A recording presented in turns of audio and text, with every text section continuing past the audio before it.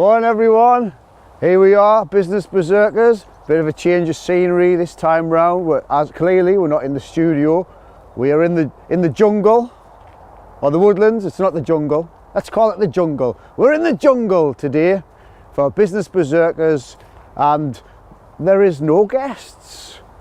Why is that, you might ask? Well, I'll be completely honest with you, life has been a bit busy lately and I failed to book any guests. So rather than just take the easy road out and the lazy road out and just say, oh well, let's just leave it for a month, it won't matter, James and I thought, well, let's do something different, something that I like to do, come for a walk. So here we are, walking in the woodlands. Watch that little sty gate there, James. This could be amusing if you went, actually I shouldn't have said anything, then you would have went arse over you know what, 250 quid on you being brave there. Anyhow, so it's important that you take a time out because life does get busy and busyness isn't necessarily good, is it? Which way should we go, James? Let's go left.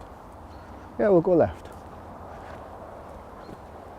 So it's important that you take a time out because life can get chaotic and perhaps even a bit overwhelming at times.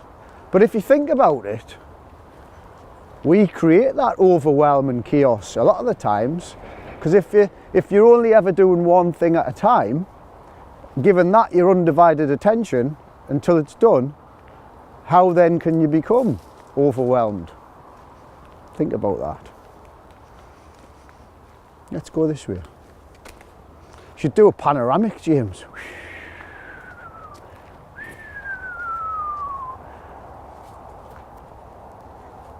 So I do like to come to the nature of the woodlands often for a bit of dogging. Not really, I'm not into that.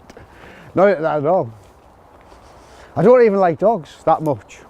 Although I do like James's dog Rosie, little rescue dog, and I also like you should be the type of person that your dog already thinks you are. And if you think about that, when you come home from work or come through the door, the dog's like, yes, he's home, yes. He thinks you're awesome. I think that's a good phrase to bear in mind, isn't it? Be the type of person your dog already thinks you are.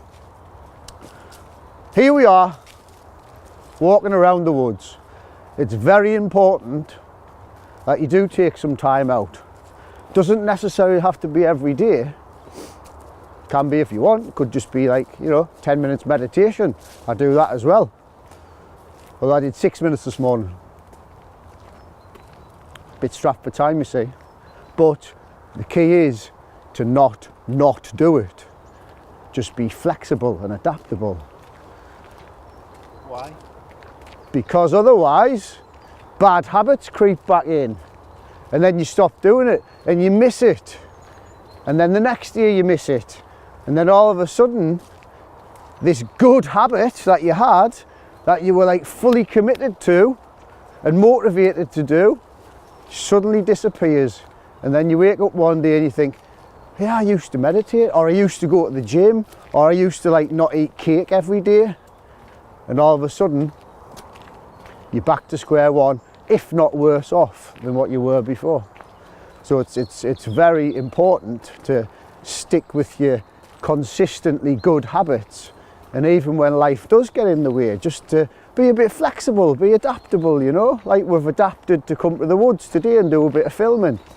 The easy option, like I said before, would be just to say, let's just leave it. It's easy to miss a gym session and say, I'll go tomorrow, but you need to go today. You need to go the times when your little inner voice is saying, it's all right, just eat this Mars bar and don't go to the gym. That's the times when your discipline has to kick in and you have to go to the gym. But also, back to talking about why we're here, it's important to just take a time out and just relax and have a bit of peace and quiet. phone off. You know, it would be absolutely pointless if I was walking through here on my phone, sucked into work stuff. You know, I wouldn't be benefiting from anything. So you've got to just take a time out and do things just for you. It's not selfish. You've got to protect yourself and your own well-being, because you know, how can you look after other people if your own self isn't on point? You know, so get into good habits of doing things for you firstly to set yourself up for the day, or when you feel a bit overwhelmed, do something.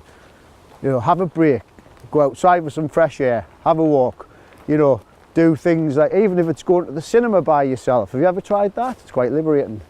You're not, admittedly, first time you do it, you think, oh, I feel like a little Billy loser here, but you're not Billy no mates. No one's bothered. It's just thoughts you're telling yourself. You know, you should do things like that by yourself. That would have been funny if you fell into that little stream there, James. And then got attacked by a badger. Ah! I'm training first year, it's all right. We're back on point. James didn't fall through, didn't walk through that horse, what do you call it? I'll try not to swear. Horse feces. Feces? Is that the right word? Yeah, that's poo. Anyway. So, looking after your well-being, very important. That term, you know, when you're on an aeroplane, you put your own oxygen mask on first. It's often said in the self-development circles and all that, but it's true. You've got to look after yourself. How can you help other people if you're not on point? You know, if you're allowing how can you be the best father with bags and bags of energy and setting good examples if you're allowing yourself to turn into a big, overweight, you know, lethargic sloth of a man? Let's navigate all this mud and grime. Look at this. Did it. You could limbo under that, James. Go round.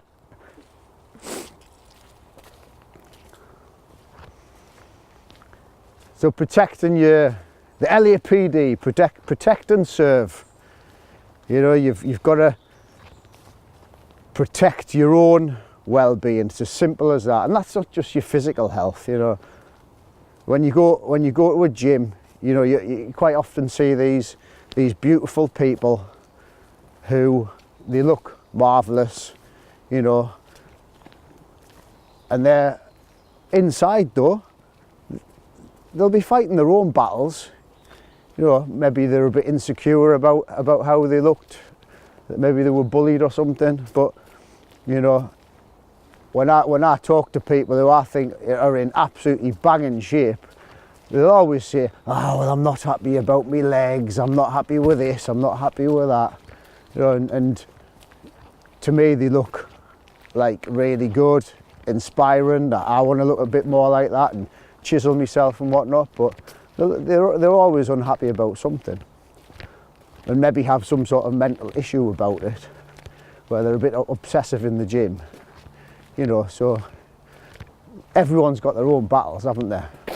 And mental health is absolutely key to get that right, because you can be fit, strong and flexible physically, but if you're not mentally, then your world can be a bit of an unhappy place, can't it? And you need to get help. A friend of mine's just died. He had some mental health issues, looked physically marvellous, you know, he was in banging good shape, and he was a veteran as well, so he'll have been suffering there. And sad that I was at his funeral last week. Only 41-year-old, and you know, it was really emotional. And did he ask for help? I'm sure he did. I don't know why he's dead, what's happened, but you know, I'm kind of lost for words even talking about it, because he'd been clean and sober for a good number of years. You know, I'm coming up 9 years now, and he was longer than me. He's in the sort of recovery circles that I volunteered in as well, and he was a bit of an inspiration to me as well. So, you know, you've got to look after yourself physically and mentally. It's so important, and just shout out for help. You know, I've had therapy. I've had cognitive behaviour therapy, which at the time I didn't even know what that was, but it was a key part of my life to get me to where I am now. Ta-da! Jazz hands in the woods. Do, do, do, do, do. I'm just going to keep quiet and watch James walk into a load of nettles now. Anywho, so yeah, look after yourself, give yourself a break, have a wander through the woods, because it's actually very, very good for you and very calming in this chaotic world that we live in. Here's some people walking dogs. They'll say, what on earth are these guys doing? He's pointing a camera at this geezer, having a bit walk through the woods. This might be interesting. They're stopping and they're staring. The dog might attack us. We'll just keep on rolling, and we'll say good morning to them. They might think I'm a celebrity, a local celeb. We'll say good morning. Good morning, people. How are you? Very well. Don't jump in, Here's the don't jump Dirk. in, No jumping. If we caught a dog attack on camera, that would have been awesome, wouldn't it? The viewers would love that. What's it for? Cheeky little chat show that I do. All right. Business Berserkers. Google it.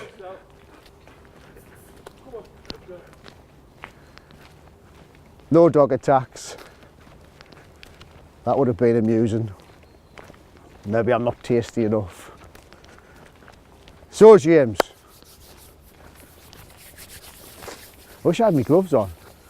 I've got mine on. I know.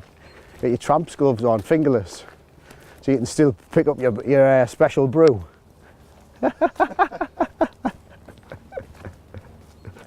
Yes, so life is busy, isn't it? Life is busy, so you have to look after yourself. And a lot of people just take it all for granted. I've been guilty of that myself, especially in my younger days, you know, where you think you're invincible, you've got all the time in the world.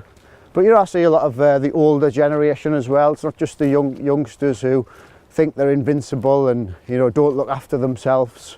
And it's almost like, I can't remember where I read it, but there's the tube of toothpaste analogy, where, you know, when you get a new tube of toothpaste, and when you're putting the toothpaste on your toothbrush, you put like absolutely loads off, it's hanging off each end, and then you turn the tap on and you put your toothbrush underneath, and the tap just blasts the toothpaste off your toothbrush and it goes down the sink. And then you go, oh, it's all right, I've got loads, and you go and put a load more on your toothbrush. You're like, ah. That's how I clean my teeth anyway. But and then when you notice that you're getting a bit low on the toothpaste, and you realise that you haven't got another one in the drawer, you all of a sudden get very, very resourceful with your toothpaste, don't you? You're putting a little tiny pea-sized bit on the toothbrush, and then you're brushing your teeth very carefully and keeping it all in your mouth and all that. And you're not knocking it off with the water from the tap. And if you do, you'd pick it up and put it back on the toothbrush. You know, you've got to look after your health like that, and look after your relationships like that as well. You know, your relationship with yourself, but also relationships with others, your partner, your spouse, your kids, your workmates, and don't just take them for granted. They're not like limitless. Time's ticking away, isn't it? So, you know, be resourceful with it and don't just waste it and just doing things that don't benefit you. You know, are you just repeating the same year in, year out? Or are you actually moving forward towards something? And what is it that you want to move towards? Or are you just going to be like endlessly like, that's toothpaste, by the way. Are you talking about goal setting now? Well, there's that as well, yeah. But you've got to, yeah, goal setting. You've got to understand what it is you actually want. You know, and some people are trying to work out their purpose in life, but you know, you kind of work that out for yourself. You don't need to go searching for it, but I think you just need to do more of what makes you happy and less of what doesn't make you happy, and hang around with people who make you happy and benefit you in some way, or maybe you're benefiting each other, you know. And it's the team of people that you choose to hang around with.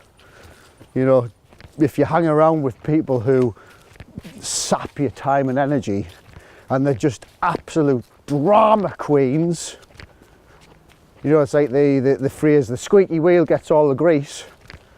You know, they're getting all your time and attention, while the other people who deserve your time and attention, they aren't getting it. So like, have a look at the people around you and get rid of the squeaky wheels. Because you know, you say, oh well, so and so he's a moaning bugger, but he's a great employee. If you look at it from a business sense, how can he be a great employee, or she, if he's a moaning bugger or she's a moaning bugger and takes all your time and attention away from the people who should be getting it? You know, the people who aren't getting it, they might get annoyed because they feel unsupported and undeveloped and unloved, and then you end up losing them. And what you're stuck with, a squeaky wheel who saps all your time and attention and your energy. It's like someone's emptied a bucket of smashed crabs on your lap, and you're left with like picking up the pieces afterwards going, oh God. You have friends like that as well. Friends who just like live in drama, and just every time you spend time with them, they're just like offloading all this drama onto you, and afterwards you feel drained.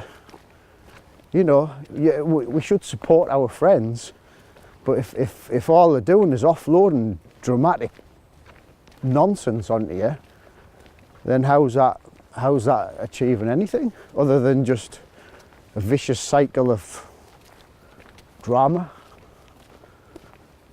I nearly said it's an ABBA song there, but it's not. It's Dancing Queen, but we could do Drama Queen, something like that.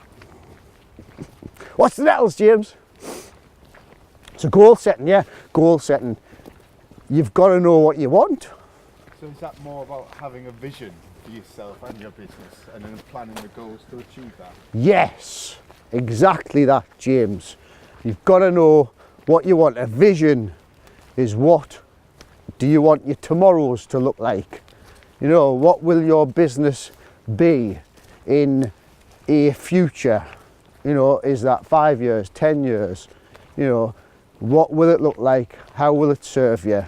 You've got to summarise it into like a few, even just a couple of lines or a few lines that people can remember and your team can buy into, of how it will serve and benefit them as well. And then you've got to have, you know, a plan or a strategy of how will you achieve that, and kind of reverse engineer it. You know, where will you need to be? If your vision is, you're putting a time scale of 10 years on that, then reverse engineer it. Where will you need to be in 5 years' time, 2.5 years' time, to get to where you need to be in 10 years' time? It's simple, really, if you look at it like that. But people can overcomplicate it and just think too hard about it. I've done that in the past. But it's simply, what do you want the business to be? And what do you want your life to be? You know, what do you want to achieve? It's again, it goes back to just, are we just repeating the same old year in, year out, where you get to the end of every calendar year and you see the same old faces on Facebook going, oh, 2017 can do one. 2018 will be far, far better. This is my year. But it's not, because they just do the same old things in 2018 And then you can predict that on New Year's Eve 2018 it'll be 2018 can do one, it's been rubbish, 2019's my year. Yeah, right. We create what we want to experience, don't we?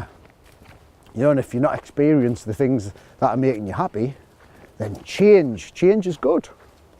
Change is constant, and change is the future, and change gets you what you want. Certainly if you're not happy with what you've got. And happiness is, Ruby Wax said this in one of her books, she's probably quoted it off someone else as well, but happiness is loving what you have today. And I would say also add to that, happiness is loving who you are today. You know, so if you don't love what you've got and who you are today, then you can do something about it. Agreed, James? Agreed. Agreed, good lad. We're walking up a bit of a hill here, but I'm young and fit and healthy. It's not a problem. What else should we talk about? So, someone set their goals, someone's got their vision. Is it important to take stock when you actually achieve those milestones as well? Yes, good point. Work in. So how do you take stock of your milestones? Well, I do it every 90 days. Well, actually, I do it every week. You know, you've got to plan, got to have a plan, know what you want, and then work out how you're going to get it. Have these milestones. I split the year into 4 90-day cycles, or 4 13-week cycles. And I have a very good journal that I made myself, available to buy. Or if I like you, I'll give you one free. Anyway. And you plan what you need to do to achieve your goals. And then every 90 days, no, sorry, every 30, 60, and then 90 days, you reflect on, are you on track? Have you achieved what you should be achieving to get to what you want at the end of that 13-week cycle? But that you can drill that down even further. At the end of every week, on a Sunday night, I review, did I do what I needed to do in that week that I've just had? If not, why not? And then I can address any feelings the following week, or I can say that week, that would have been funny. Completely walked into that. Yeah, you can address the feelings, get the balance right for the following week. Because balance, that's a challenge and a half, especially if you're married, got kids, you know, you're a business owner, trying to be a parent and also run a successful business. You know, you have to put the hours in, and it's hard to get the balance right, especially in the early years.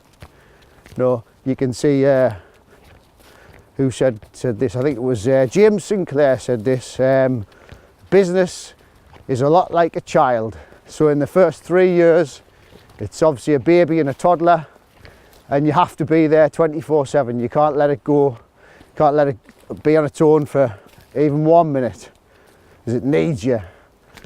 And then as the years tick by, you know, you get a bit more of your time back. But it's still really difficult at times to get the balance right. But if you stop and reflect on a Sunday night, and you think, well, haven't seen much from my wife and kids this week, then you can address that balance the following week. Get a couple of school runs in, or, you know, get a date night penciled in for a couple of weeks' time with the missus. Take her out for dinner, or even, you know, take her out for a coffee. It's the simple things, you know. It's the simple things that make a difference, and people forget about the simple things. It doesn't have to be some grand gesture like a weekend away in a, you know, luxury hotel. No, she probably just wants a bit of your time, your undivided attention over a nice cup of coffee. Simple, innit? Innit, James? When did you last take your missus for a cup of coffee? That's a very good question. Oh, come on, do you want to talk about a bit of marriage guidance on Something I've neglected, I will admit. marriage guidance on camera? And you're talking to the champion here. I've been married 3 times now. There's another Dirk. Good morning. Good morning to you too. Beautiful morning. It is. A beautiful morning. It certainly is. And you see, that's what you see when you come out. If you step away from the hubbub and the busyness of life, you can get yourself out into the woodlands, and you can appreciate the beauty that we've got around us. Because the world is a beautiful place. But the news would have you think otherwise, wouldn't it? But there's a lot of good things going on, and you can have a lot of love in your life if you want it. Oh, I'm getting all soft and soppy there. Look at this. Look at this. How good is that?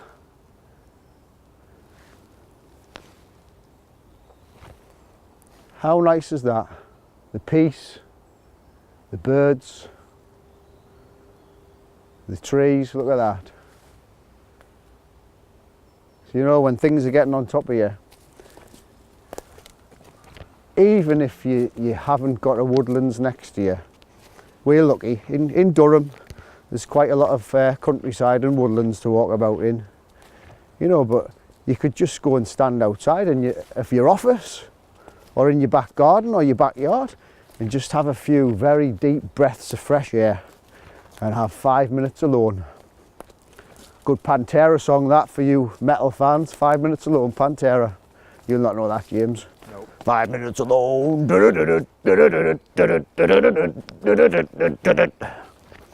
People who know that song would be like headbang along with us there. But yeah, 5 minutes in the fresh air. Take some deep breaths, like Wim Hof. He's the guy. Do you know Wim Hof, James? I don't know. He holds the world record for being submerged in icy water for nearly 2 hours, I believe. And it's all through controlling your breathing. And if things get on top of you, controlling your breathing is the key. You know, and so in the morning, routines, baby, in the morning.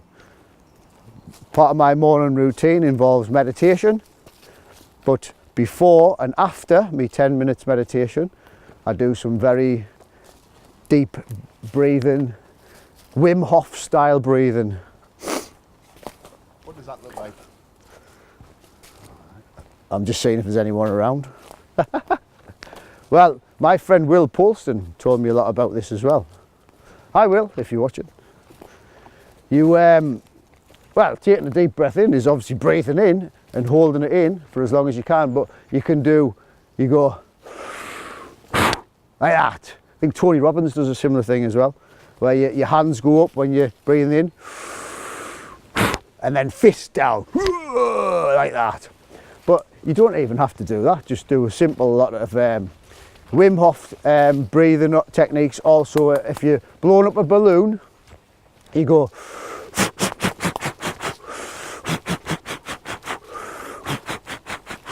you do that 30 times, and then after the 30th time you go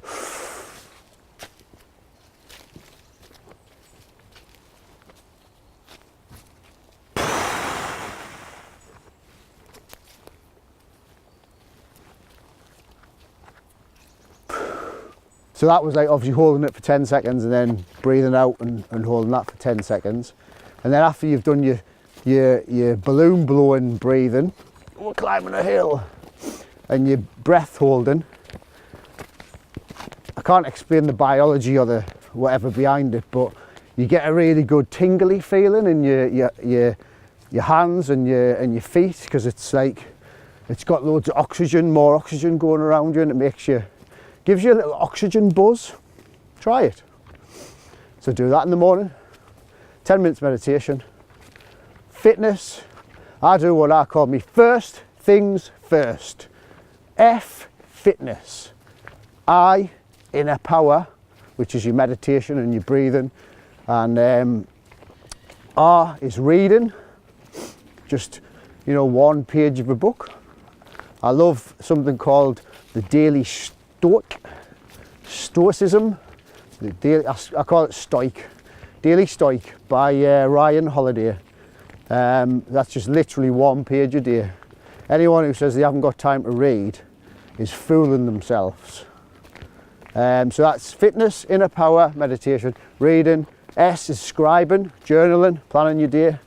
T is time priority management, picking your top 1, 2 or 3 things that you must get done that day over everything else, because if you get those things done, you're making progress towards the goal, the thing you want to achieve. And you don't necessarily have to do them in that order, but if you're ticking off your FIRST throughout the day, then that's a winning routine, isn't it? And it's good habits.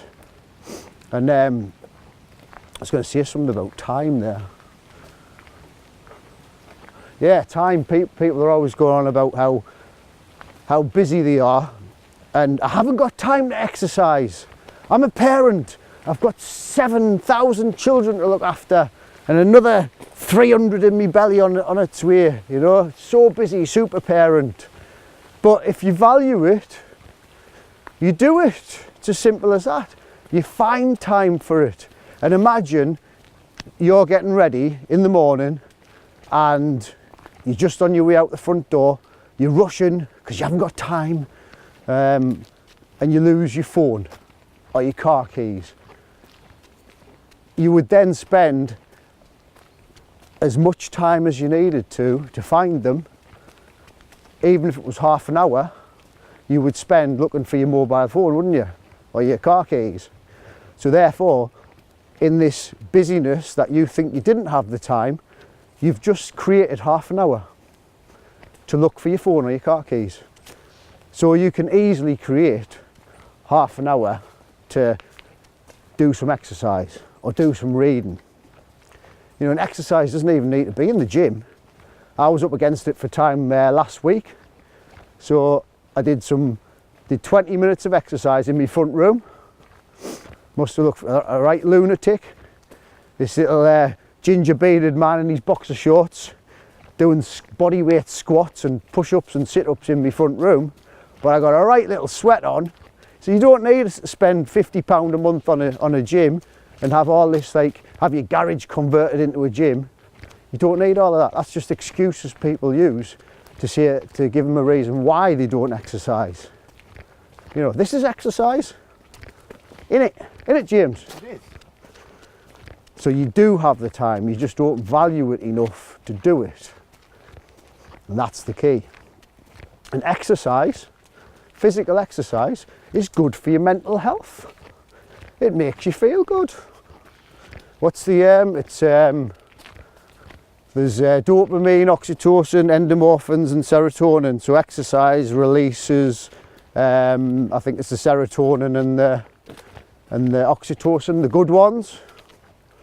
Because dopamine is the one that's released by, that's your quick fixes, which is your gambling, your drink, your drugs, your porn and having affairs and stuff like that. That's like the instant fix, and that's why people get addicted to it. Because the dopamine hit, you don't want them. You want serotonin and oxytocin, I believe. Or just do stuff that makes you feel good, simple as that. What else should we talk about? Trying new things and feeling uncomfortable. That's powerful stuff as well. Believe it or not, this is the first video outside that I've done. And I was a little bit nervous, and I've tried it before with my own phone, walking through this very woods, but I allowed the fear to beat me and I did nothing with them. So, you know, I failed there. But did I fail? No, I didn't fail, because I did it. Firstly, I walked around talking to myself with my own phone, And all right, I might not have made it public, but it still wasn't a failure because I actually did it. I experienced doing something, and that's brought me to a point of where I was a little bit, not fearful, but a little bit nervous this morning, but I've been perfectly at home, just wandering about, looking at James's bum in his lovely tight fitting jeans and talking to camera. And that's a win, isn't it? You know, so doing something that actually makes you a little bit uncomfortable and a little bit nervous, doing it is a good thing, because then what happens is your confidence goes whoop, and you might not actually realise it at the time, but that little tiny portion of confidence has just kicked in.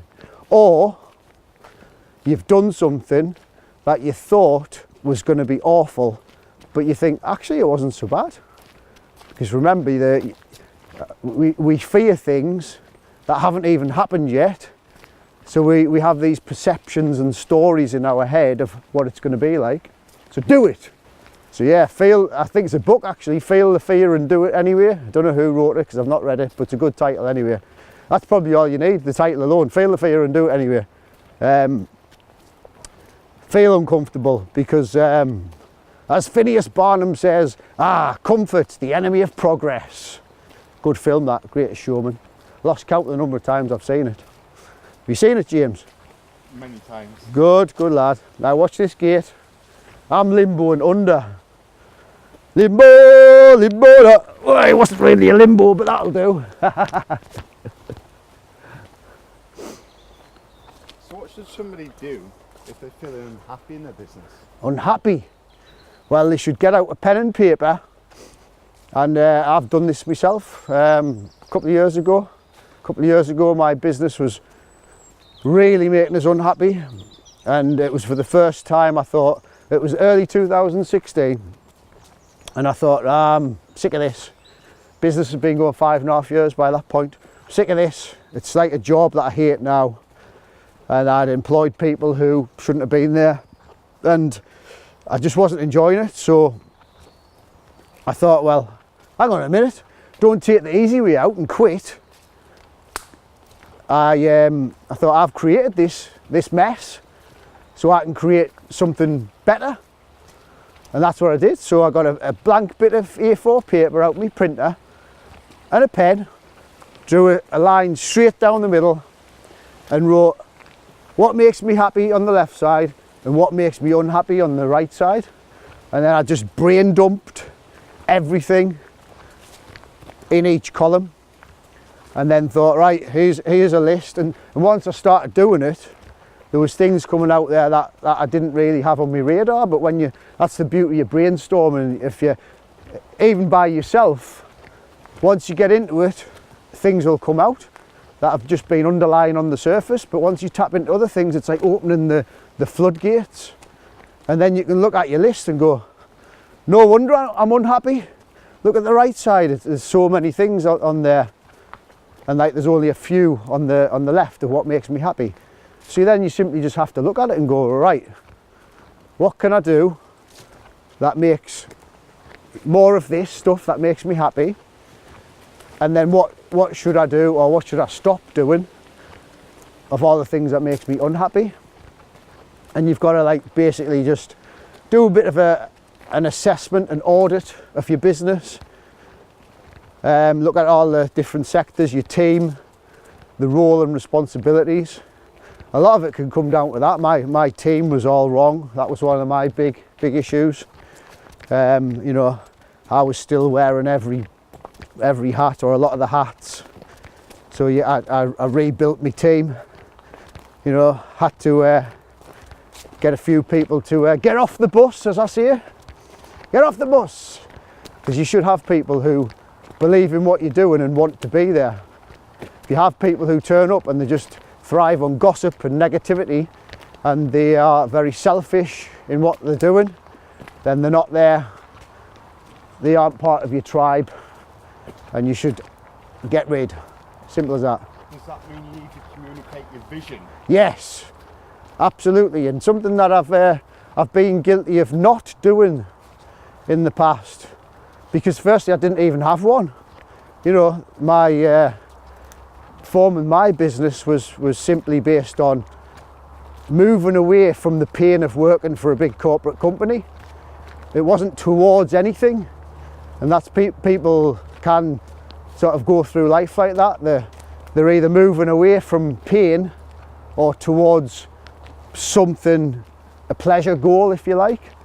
And at that point I was simply moving away from the pain of being stuck in the corporate rat race and not enjoying my job. So then, like a lot of business owners, I think just you start with all this knowledge that you've got. As you know, for me, I'd been in the asbestos game for 16 years at that point, and I thought I knew everything, and then you just crack on, and immediately you're relieved because you're in control of your own destiny and all that, and you're not sucked into the corporate rat race anymore. So I didn't have a plan, I didn't have a vision. I just knew I didn't want to work for anyone else, and I wanted, well, me sort of overarching thing was I wanted to create a business, an asbestos consultancy that the industry very much needed, and employ people who I enjoyed working with, but and work with clients who valued what we were doing. All of that was in my head. I didn't at that point write it down or share it with anyone. It was just based on I want to be the best, I want to be the biggest and the best. You know, and that you've got to create your vision, which the team can buy into and believe in, and also it benefits them as well. Let's go that way. The car's up there, but we'll go that way. So you've got to have a vision on paper that benefits them, and it just needs to be a short and precise thing, something that you can recite, and your employees, your team can recite as well, because you can get like mission statements, this, that and the other. You know, you can have a mission statement, but you just got to get the people aiming for something. Because what happens if you aim for the horizon, James? I don't know, Gary, what happens? You never hit it. You never hit it. So if your vision or your goal is similar to like aiming for the horizon, then you're never going to hit it. And what will happen is you will be disappointed all the time. So there you go, that's your vision.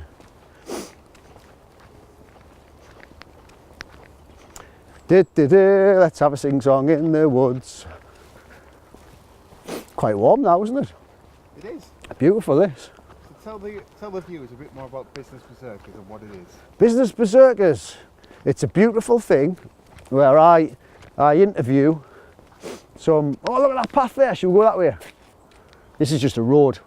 Let's go this way. We're at risk of being knocked over.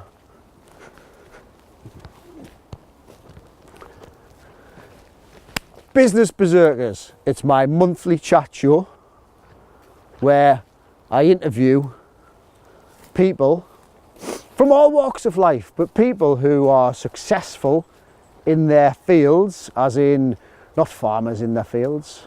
My mate came up with a joke about a rapper called Farmer Rapper once, and he turned his field into one big turntable. Anyway, that's a bit random.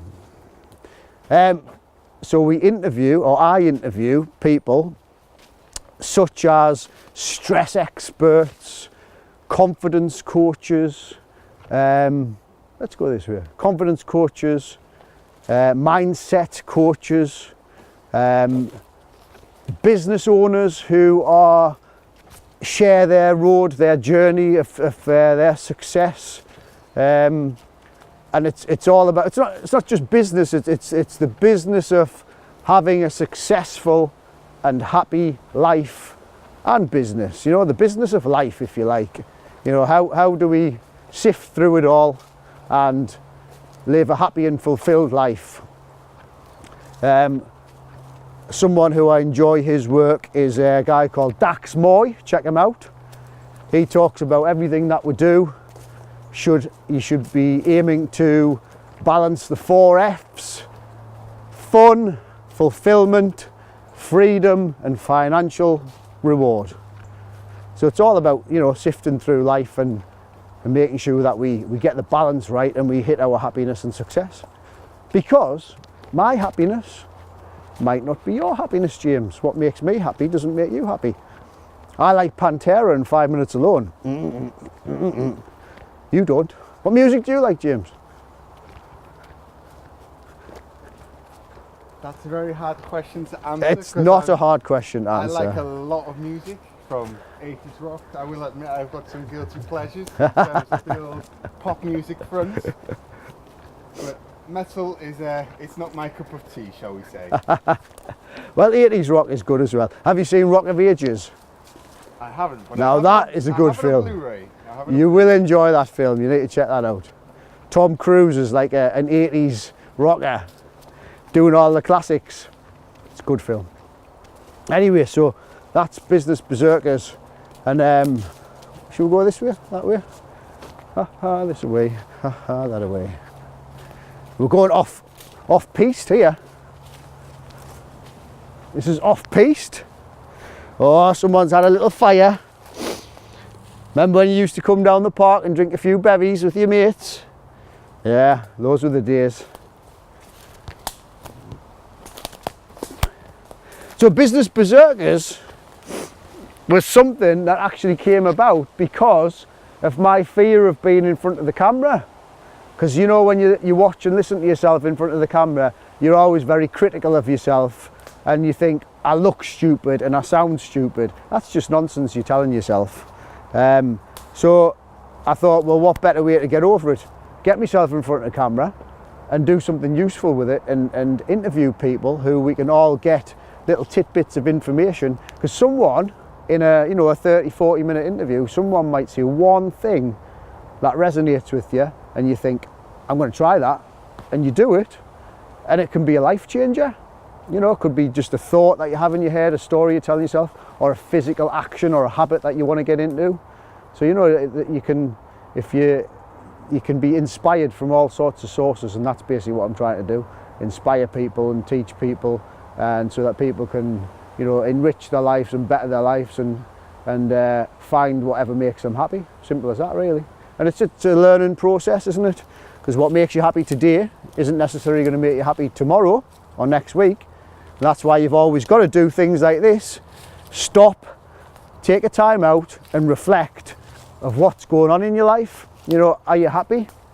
Have you got any stresses, any strains or pressures or challenges you need to deal with? And then when you take a bit of time out, you can kind of work them out. Meditation's good for that, because meditation isn't just hippie nonsense. You've got to, should we go down there? Meditation's all about just allowing your thoughts to come and go, because you can't stop them, but you're just sitting in the calm, sitting in the present moment, and you can find that some answers come to you. Here's an interesting concept. You know, in the technology advanced age that we're in, and people are connected, and it's brilliant. You know, it is brilliant. You know, all this wonderful technology and smartphones, computers in our pockets and all that. But it means that certainly the millennials, they are online 24/7, and you can be texting, WhatsApping, Snapchatting, Facebooking, and replying to emails, having a conversation, trying to do something, watch the telly, watch your computer, have a conversation. And I read a study that said that, like, millennials, for example, were very good at multitasking because they'd been brought up to be that way, and they didn't know any different, you know. Like when I started working, we were still sending faxes, and there was no PCs on our desks or laptops. Them were the days. I'm only 42 as well. But what's a fax?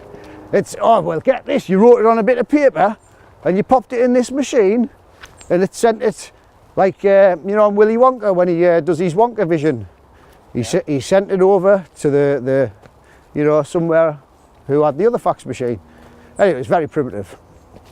Yet you still see some businesses have a fax number on them. How archaic is that? Anyway, back to my point. So a recent study I read said that millennials were very good at multitasking because that's what they've been brought up to do. However, another study that I read, or a book that I read, which I totally agree with, I think it was Simon Sinek, said that they aren't good at multitasking. What they are experts at is being distracted. And I thought that was brilliant, because you know, multitasking isn't the future. Multitasking isn't productive. You know, you've got to focus on the one job at hand, give that your undivided attention and get it done. So if you allow yourself to be distracted, then you're just going to take 3 times as longer to get something done and feel a bit unfulfilled in the process, feel busy and overwhelmed and chaotic. Because a lot of the chaos and the overwhelm, you actually create it yourself. Agreed, James? I do agree. Yeah. So I thought that was very, very true. You know, we are not just millennials. We are all, if we allow ourselves, we're experts at being distracted. You know, if you think of it, I used to be guilty of it myself. I'd sit in front of my laptop, and every time the ping would go, I'd be like, whoa, laptop, yeah, little ping, and you'd go, who's that emailing me? Yeah, you can get a reply straight away, because if I don't reply to you straight away or answer my phone straight away, I'm going to lose that £1 million contract. It's not like that at all, is it? And then you end up just being a slave to your emails, and those things that you needed to get done, you didn't get them done. Here's another good example. If you imagine you've got 2 weeks booked off on holiday, how productive are you in the week before you go on holiday? You're very, very productive. So think about that. All of a sudden you're going to be out of the country, you know, you're on holiday for 2 weeks. You get lots of stuff done. That's been on your to-do list forever. So if you treat every week like you're going on holiday the next week, that might work for you. You might then realise you're tricking yourself and that's not true, but you know, try it. Watch this gate, you don't trip on it. What else can we talk about? How do you define your success within your business? Am I moving closer to what I want to create? If I am, I feel like I'm successful. Am I fitter and healthier, mentally and physically? So am I looking after myself? Is my relationships at home good? Love, intimacy, romance, is that good? Does my relationship feel good with my wife and my kids? Is my relationship with my team on point? Are we making money and keeping money? Because the easy part is to make it, the hard part's keeping it, isn't it? Here's a bicycle, so don't get knocked over, James.